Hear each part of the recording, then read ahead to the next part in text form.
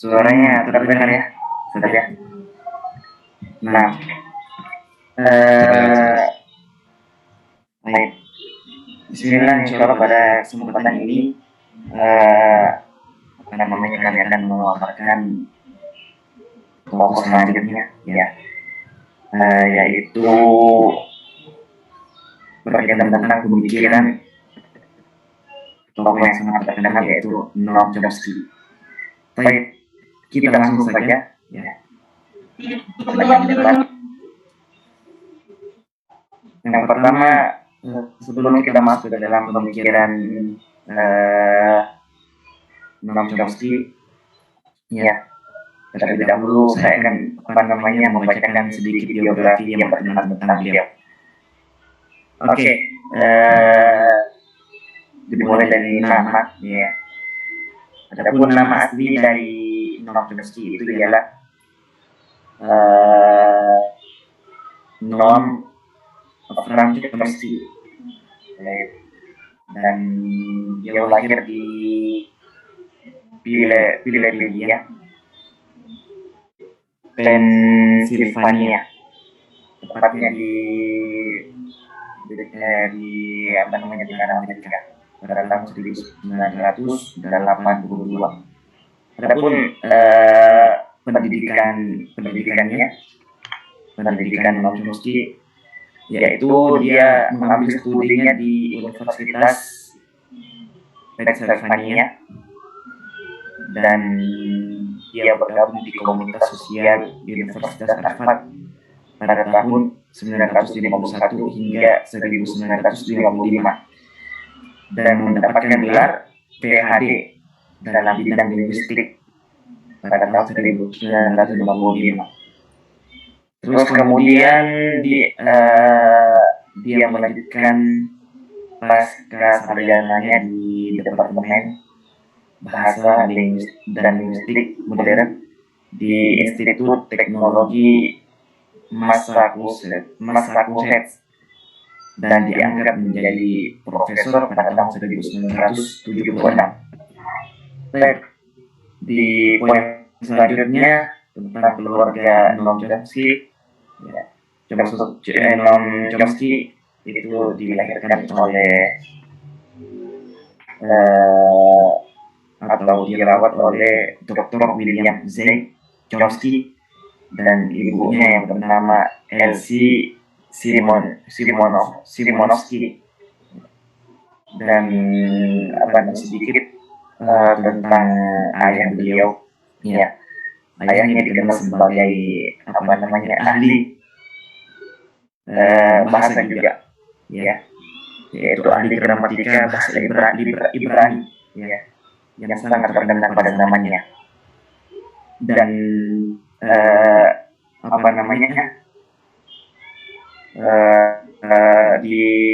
telah dikatakan bahwasanya Noam Chomsky pernah membaca salah satu tulisan yang sangat berat menurut para linguistik itu, ya, yang berkaitan tentang tata bahasa Ibrani abad ke-13. Dan sedikit tentang ibu beliau, ya. Ibunya itu juga lumayan dikenal di kalangan masyarakat, ya, yang dimana ibu beliau memiliki kecenderungan ke kiri-kirian atau kita bisa katakan anti kemapanan, yang menekankan pentingnya keseimbangan untuk bertindak sebagai pemikir dan sekaligus aktivis. Oke. Adapun keahlian Noam Chomsky yang pada biografinya ini itu ialah di sini dijelaskan bahwasanya bukan pada bidang linguistik saja, ya, yang kita ketahui dan banyak orang mengetahui bahwasanya Noam Chomsky itu sangat terkenal di bidang linguistik, tapi Noam Chomsky ini juga terkenal di bidang jurusan matematika dan filsafat seperti itu. Dan juga banyak buku-buku, ya, yang beliau tulis yang berkaitan tentang politik seperti itu. Ini disebutkan bahwasanya ada 30 buku politik dengan beragam tema.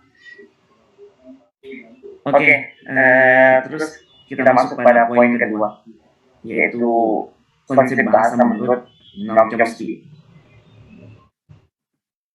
Oke, sebelum kita mulai, konsep bahasa yang diusung oleh Noam Chomsky itu yang yang bernama, dan ini sangat terkenalnya, bahwa konsep bahasa transformasi generatif, dan biasa kita ketahui bahwasanya ini termasuk aliran transformasional.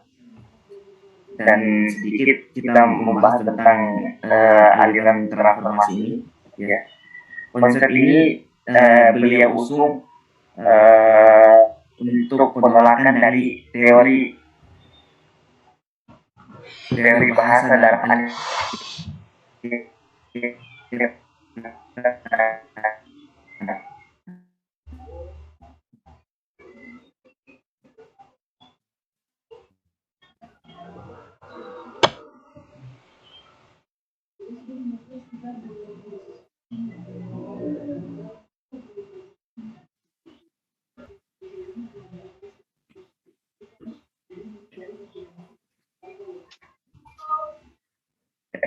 saya ulangi lagi ya, berkaitan tentang konsep yang diusung oleh linguis Noam Chomsky ini, ya, itu yang bernama transformasi generatif. Saya katakan bahwasanya konsep ini merupakan penolakan dari teori bahasa struktural dan behaviorisme, yang mana kita ketahui bahwasanya teori bahasa struktural dan behaviorisme ini, ya, mengusung pendapat bahwasanya berpendapat bahwasanya bahasa itu didapat dari lingkungan sekitar, seperti itu. Yang kedua, bahwasanya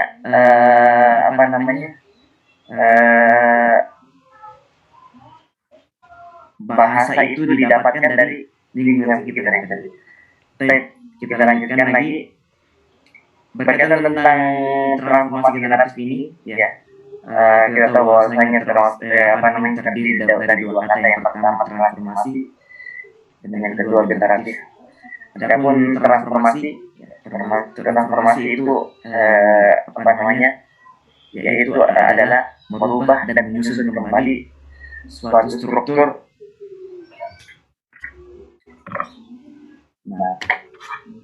Merubah kembali suatu struktur yang dihasilkan penutur tanpa terikat oleh berbagai unsur bahasa itu sendiri. Merubah dan menyusun kembali suatu struktur dengan berbagai cara. Makanya yang dikatakan transformasi. Berubah-ubah seperti itu dengan metode yang banyak dan berubah-ubah. Seperti adapun generatif, ya. Generatif di sini yang yang saya dapatkan di referensi yang saya baca.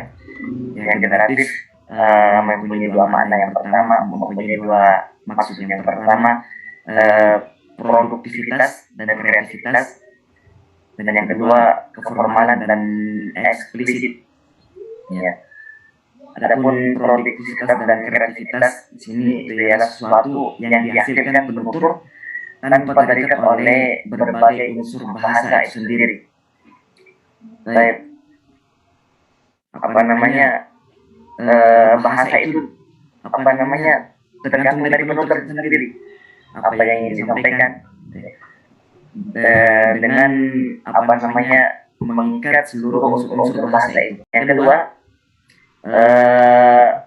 maksud dari generatif itu poin yang kedua atau maksud yang kedua dari generatif itu adalah keformalan dan eksplisit. Dari sudut pandang ini dapat dikatakan bahwasanya bahasa dikombinasikan atas unsur dasar berupa fonem, morfem dan lain-lainnya, seperti itu. Adapun eksplisit ini saya dapatkan menyampaikan suatu hal dengan dengan tujuan orang itu memahaminya. Seperti itu. Oke, selanjutnya ada pun perkembangan teori bahasa Chomsky atau yang kita sudah sebutkan tadi transformasi generatif, ya. Itu awalnya diusung oleh atau diteliti oleh Zeling Harris. Zeling Harris. Zelik. Nggak pakai N. Zelik Harris.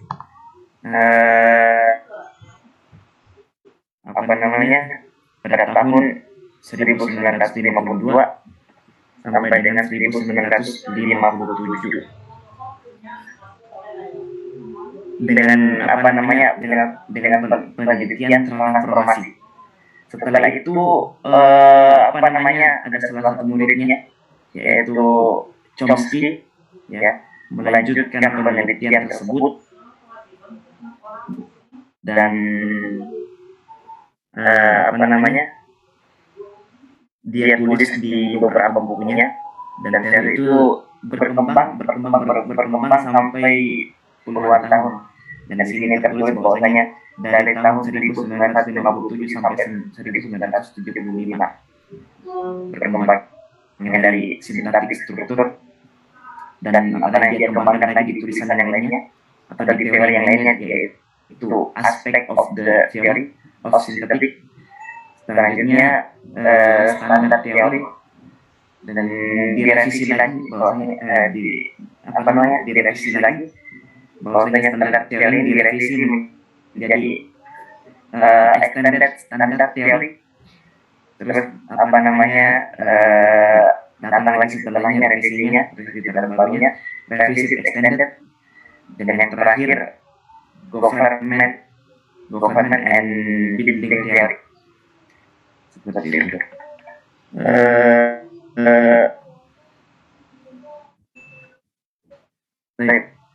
Selanjutnya, adapun ciri-ciri aliran transformasi generatif ini, ya, ada beberapa nih, ada 8. Ya, ada 8. Yang pertama, bahasa adalah sebuah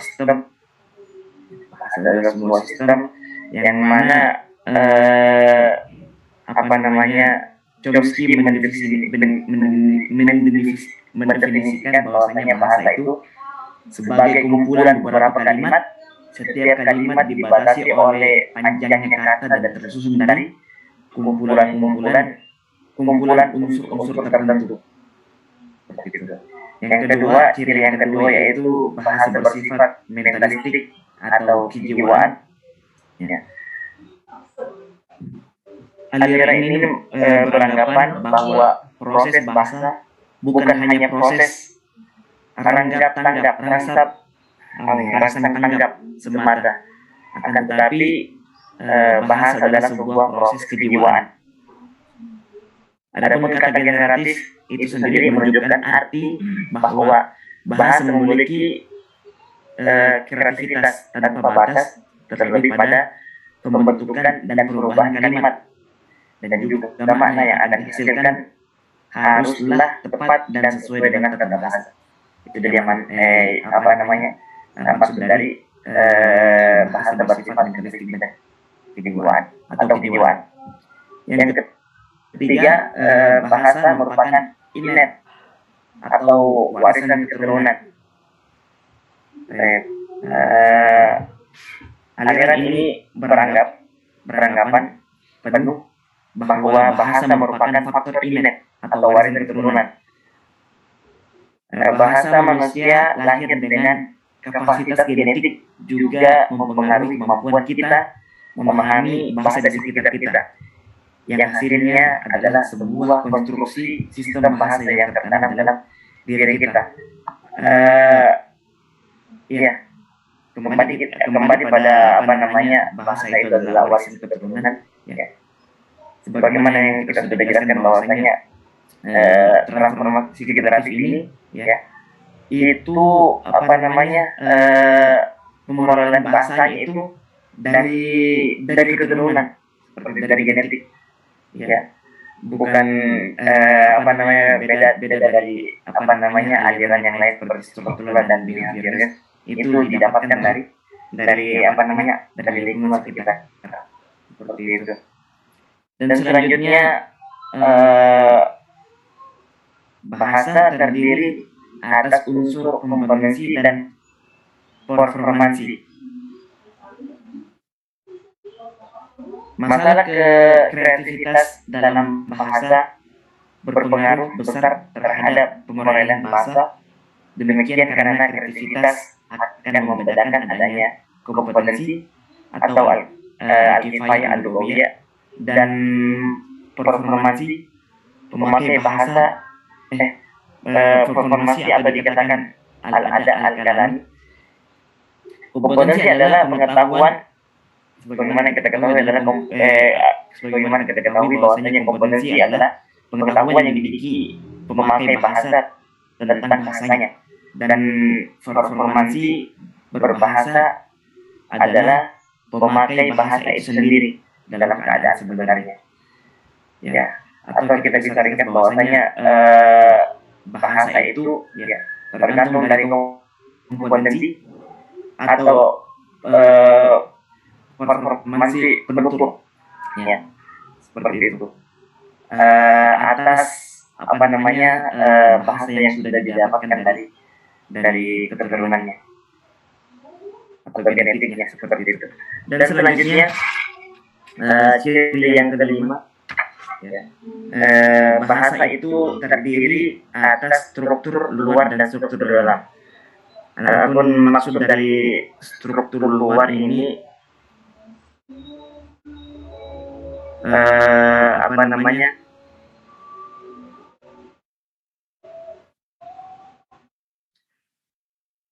didefinisikan sebagai konsep pengetahuan tersembunyi yang dimiliki oleh penutur bahasa yang dengannya ia bisa mengetahui kaidah bahasanya, atau kita bisa katakan pemahaman, seperti itu, pemahaman konsep.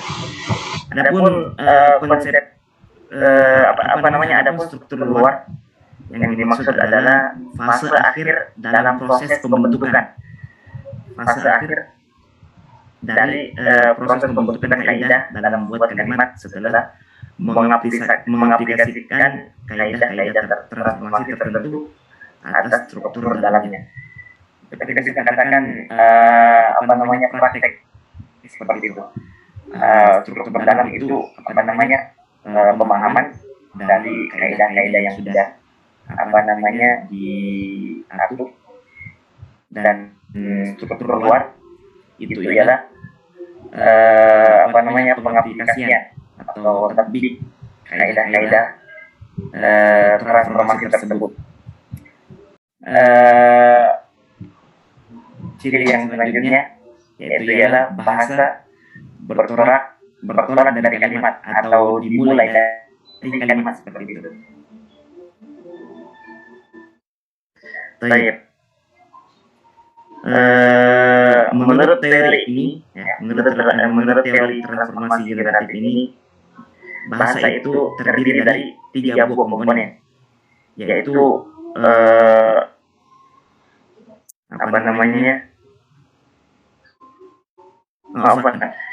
menurut aliran ini berpendapat bahwasanya kalimat merupakan tataran gramatik yang tertinggi. Dari kalimat analisisnya turun ke frasa, kemudian dari frasa turun ke kata. Seperti itu, dari kalimat terus turun ke frasa, dan dari frasa turun ke kata. Dan aliran ini tidak mengakui adanya klausa. Aliran transformasi generatif ini tidak mengakui bahwasanya yang dibahas itu ada klausa. Dan menurut teori ini, tata bahasa terdiri dari 3 buah komponen, yaitu fonologis, sintaksis, dan semantik. Dan selanjutnya, ciri yang selanjutnya yaitu bahasa bersifat kreatif. Bahasa bersifat kreatif. Nah, eh, pengalaman berbahasa memberikan pengaruh yang sangat signifikan terhadap perkembangan bahasa manusia itu sendiri. Bagaimana pada akhirnya merupakan bentuk perilaku yang paling cerdas yang dimiliki oleh manusia. Oke. Karena apa namanya kekreativitasan itu muncul ketika apa namanya banyaknya pengalaman-pengalaman kita yang kita sudah capai, dan dari pengalaman tersebut bahasa itu bisa berkembang. Nah, seperti itu. Dan selanjutnya ciri selanjutnya yaitu hipotesis natural dan universal. Pengetahuan alami menjadi masalah mendasar yang kemudian dinamakan dengan istilah hipotesis atau teori alami. Bagaimana memperoleh bahasa berdasarkan pendekatan fitrah alami manusia, bahwa kesempatan bahasa harus bertolak dari satu bahasa bukanlah suatu keniscayaan menurut asal-usul perkembangan bahasa itu sendiri. Ya, bahasa itu sebagaimana yang sudah kita katakan bahwasanya teori transformasi generasi ini didapatkan dari bukan didapatkan dari lingkungan sekitar, tapi bahasa itu didapatkan dari natural, dari atau kita bisa katakan dari hipotesis natural dan universal atau teori alami seperti itu. Dan selanjutnya yang terakhir, pengaruh Noam Chomsky dalam kajian linguistik. Noam Chomsky merupakan bangsawan paling berpengaruh pada abad 20 dan 21 sekarang ini. Dan gagasan Chomsky tidak hanya mempengaruhi disiplin ilmu linguistik, tetapi juga ilmu komputer, psikologi, filsafat, dan politik. Nah, dalam bidang linguistik, Chomsky mengembangkan tata bahasa generatif dengan sejumlah istilah turunannya, seperti tata bahasa transformasional, tata bahasa transformasional leksikal, dan teori X-bar, teori penguasa dan pengikat, atau kita bisa katakan government building, dan teori prinsip pramater dan sintaksis minimalis, dan fonologi generatif. Itu dia pengaruh Chomsky dalam pengembangan kajian linguistik. Mungkin sekian yang bisa kami sampaikan tentang pemikiran Chomsky. Kita ketahui bahwasanya makalah ini tidak terlalu sempurna. Maka dari itu kita minta bantuan dari teman-teman. Kiranya jika ada masukan dan tambahan dari pemikiran Chomsky ini bisa disampaikan di akhir pertemuan. Syukur barakallahu fikum. Kita akan kembalikan mikrofon ke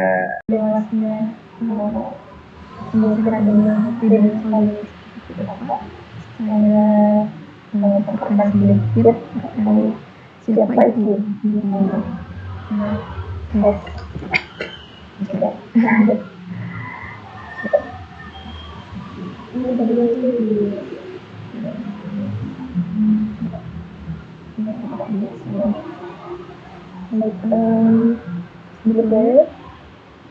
Sebenarnya saya agak rancu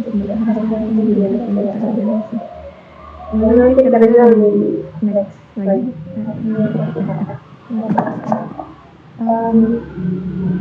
Menurut saya itu siapa akan saya sedikit paparkan terkait beliau ini. Jadi beliau ini adalah seorang cendekiawan Muslim yang berasal dari Tunisia dengan nama asli Abdurrahman bin Muhammad bin Khalil al-Hadrami al-Maghribi al-Makki. Beliau lahir di Tunisia pada awal Ramadan 732 Hijriah yang bertepatan dengan 27 Mei 1332 Masehi dan wafat di Mesir pada 19 Maret 1416 atau 14 Hijriah. Beliau ini merupakan sejarawan dan sosiolog. Sebenarnya beliau lebih dikenal juga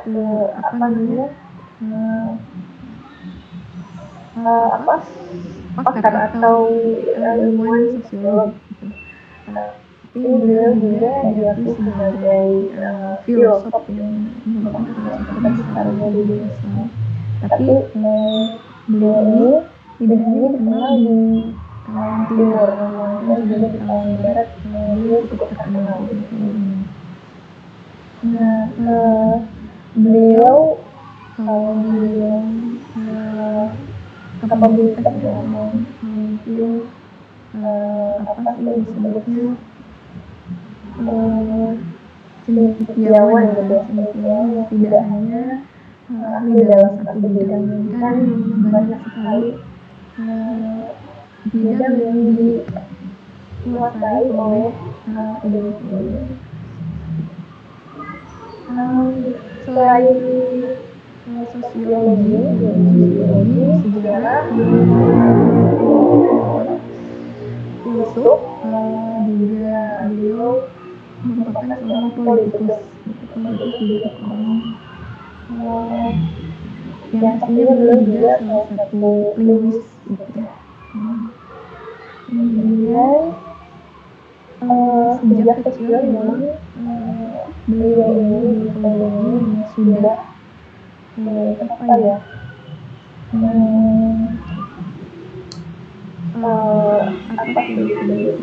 sudah banyak belajar gitu, sudah banyak belajar tentang keilmuan kan berguru oleh orang-orang yang memang cukup luar biasa gitu.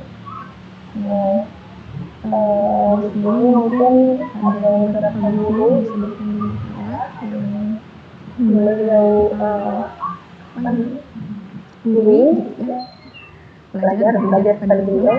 Itu ada Abdullah bin Al-Arabi Al-Asiri, ada Waris Ahmad bin Al-Qusor dan guru beliau. Kemudian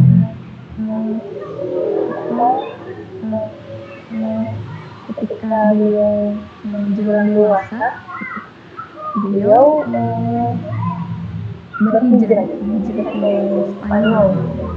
Kemudian di Spanyol beliau menjadi seorang tokoh politik yang cukup masyhur gitu. Kalau di sini sebetulnya mungkin tokoh politik pertama gitu yang paling di sejarah seperti itu. Biografi tentang Ibnu Khaldun. Kemudian di sini ada karya-karya beliau yang mungkin di sini yang saya canangkan adalah karya-karya yang memang cukup terkenal, yang paling terkenal. Yang pertama ada kitab Muqaddimah. Ini yang paling terkenal sebenarnya. Kemudian ada kitab Al-Ibar dan kitab At-Ta'rif di Ibnu Khaldun. Waris Latuhu Syarqon Borban. Terus disebut At-Ta'rif. Kalau sama orang barat atau di kitab ini, di kitab ini di orang barat itu dikenal dengan sebutan autobiografi. Kalau di kitab-kitab ini sih membahas ada sejarah histori gitu ya, histori. Kemudian ada apa yang yang tadi definisi.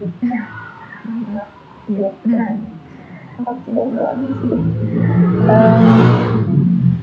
definisi bahasa mungkin yang sudah masuk pada teori Jadi pemikiran Ibnu Khaldun yang pertama yakni terhadap bahasa.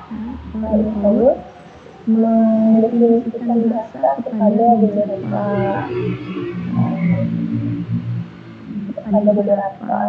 hal. Sebetulnya Ibnu Khaldun memberikan definisi bahasa itu merupakan suatu ekspresi seseorang atau pembicara tentang suatu maksud yang disampaikan. Intinya sebetulnya Ibnu Khaldun mendefinisikan bahasa itu adalah ekspresi. Tapi beberapa ahli linguis bahasa mendefinisikan atau men-breakdown atau menjabarkan tentang definisi tersebut dalam 7 pengertian. Yang pertama, bahasa adalah sarana ekspresi. Yang dimaksud bahasa adalah sarana ekspresi yakni di mana ekspresi merupakan media pembicara.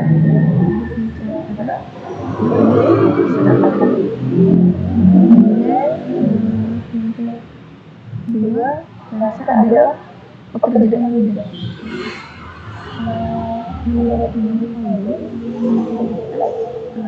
Bahasa adalah aktivitas manusia yang dilakukan melalui lidah. Kemudian yang ketiga, bahasa adalah perbuatan yang bertujuan. Aktivitas lidah dalam bahasa adalah aktivitas yang bertujuan yang muncul dari rancangan manusia untuk mengekspresikan dirinya dalam berkomunikasi dengan. Jadi bahasa adalah suatu aktivitas yang memiliki maksud atau tujuan untuk kemudian yang keempat, bahasa adalah istilah. Bahwa karakter istilah dalam bahasa adalah yang bisa menafsirkan mengerti bahasa dengan berbagai perbedaan. Jadi yang dimaksud di sini adalah bahasa itu bagi sebetulnya dia untuk mengartikan sesuatu gitu, satu bahasa ke bahasa lain gitu. Jadi bahasa itu adalah bisa disebut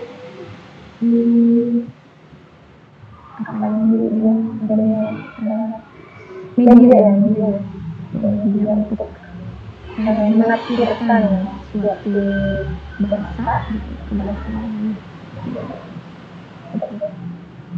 Terus selanjutnya bahasa adalah penjelasan atau aktivitas. Mungkin ini tidak berbeda dengan yang poin kedua, bahasa adalah pekerjaan. Tapi di sini mungkin lebih kepada penguasaan. Tidak berbeda dengan poin kedua bahwa bahasa adalah penguasaan lisan oleh manusia pada fase kanak-kanak tatkala dibesarkan sebagai guna dan melalui pendengarannya pada pembicaraan masyarakat yang ada di sekitarnya.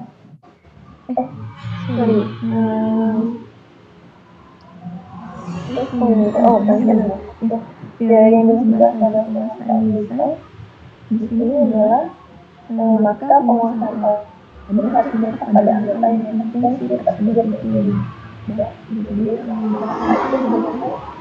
aktivitas lisan gitu ya. Hanya saja di sana ada yang mengatur dari si lisan itu.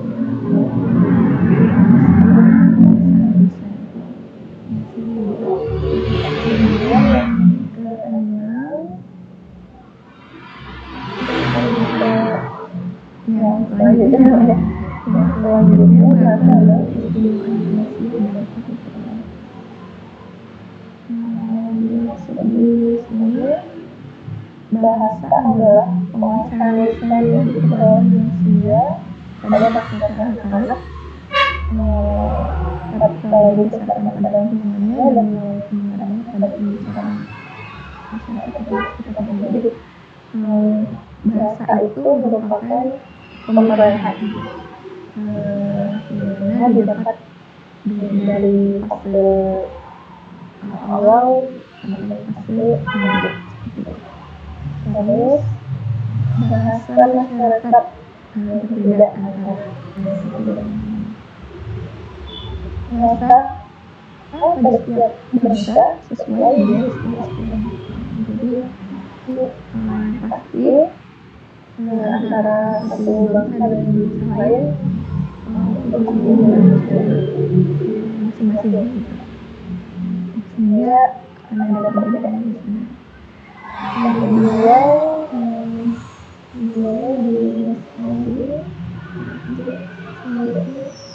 lagi ya, oke. Nah, kemudian menurut Ibnu Khaldun membuat konsep bahasa dan kebahasaan ke dalam dua aspek atau dua hal. Yang pertama lingo atau language dan lisan. Mungkin di sini yang sedikit berbeda dengan dari kita ini bahwa lugah dan lisan itu dibedakan. Memang sebenarnya dibedakan. Di sini ada pernyataan dari diri sendiri, yakni sebagai ekspresi penutur tentang maksud keinginan. Ekspresi tersebut adalah tindak kultur yang muncul dari sebuah kesadaran atau kesengajaan berupa permintaan terstruktur dalam ukuran. Karena itu, lugah atau bahasa harus menjadi keterampilan yang dibiasakan yang bersifat stabil atau terus-menerus dan anggota tubuh yang memproduksi bahasa yaitu lisan.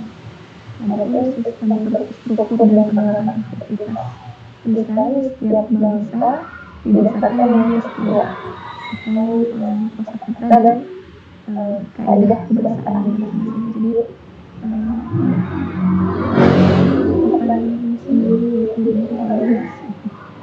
Ibnu Khaldun ini membuat konsep bahasa itu lugah dan lisan ini memang berkaitan. Seperti yang sudah dijelaskan dari definisi bahasa yang tadi bahwa antara lidah gitu atau lisan dan bibir ini memang berkaitan gitu. Dimana bahasa ini merupakan produksi hasil dari penguasaan lidah tadi.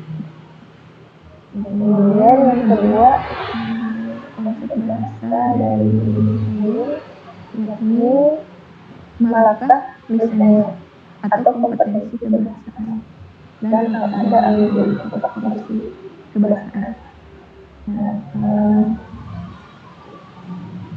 Ibnu Khaldun mengilustrasikan bahasa sebagai kerajinan gitu ya, keterampilan gitu yang membutuhkan kebiasaan secara teknis gitu, secara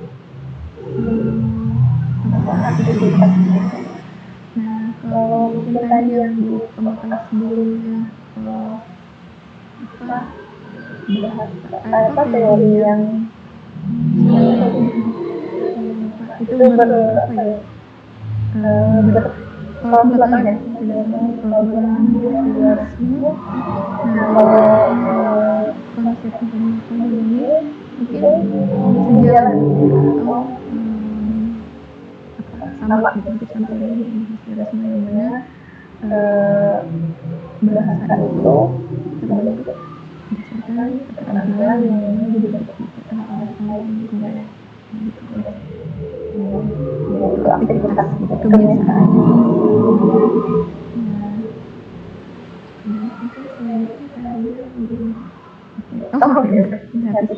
Oke, mungkin itu saja